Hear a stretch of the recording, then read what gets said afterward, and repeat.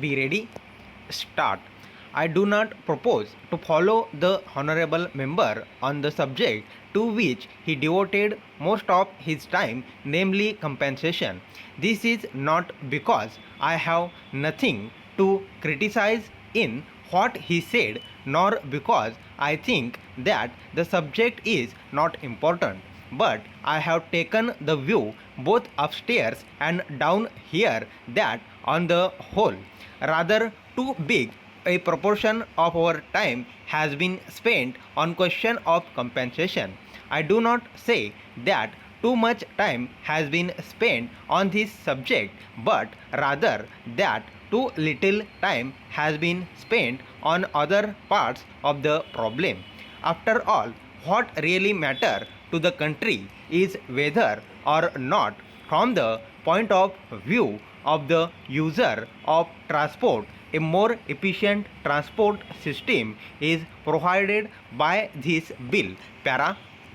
I venture to say that no bill has ever been submitted to this House which has at once required so much fully parliamentary examination and revision as this bill, and in relation to its need has received so little. There is an astonishing contrast in the attitude of the government towards influences, pressures, and suggestions on their different measures. For many years, it has been the tradition of our constitution that there are certain questions on which a government ought, after all consideration, to make up their mind, and having made it up, to stand by their decision without yielding to either friend. We are going to discuss such a question tomorrow.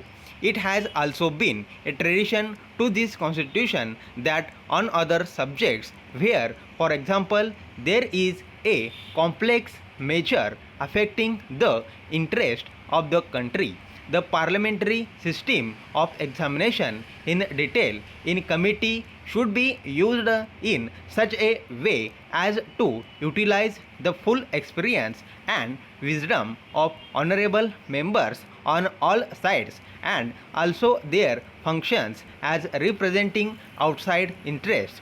That method, in fact, has not been used at all adequately in this case. It seemed to me that the minister misunderstood the character of the criticism that we are making against him on this subject.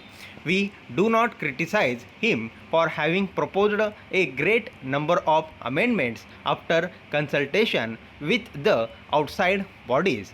I do not object to that, I welcome it, but what I do say is that the amendments which have been accepted as a result of the effective participation of honorable members of this House in the standing committee have been of very little importance. There has been one great change, and in my view, one very great improvement in this bill since we discussed it on second reading.